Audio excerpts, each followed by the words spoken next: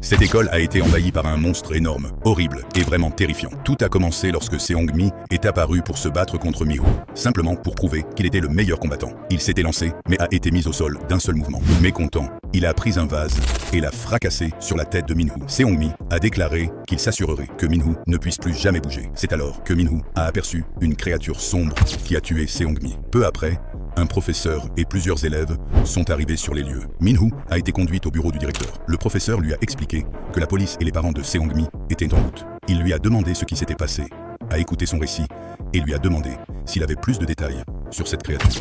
Le professeur lui a dit qu'il le croyait, car ceux qui avaient tué Seong-mi n'étaient pas humains.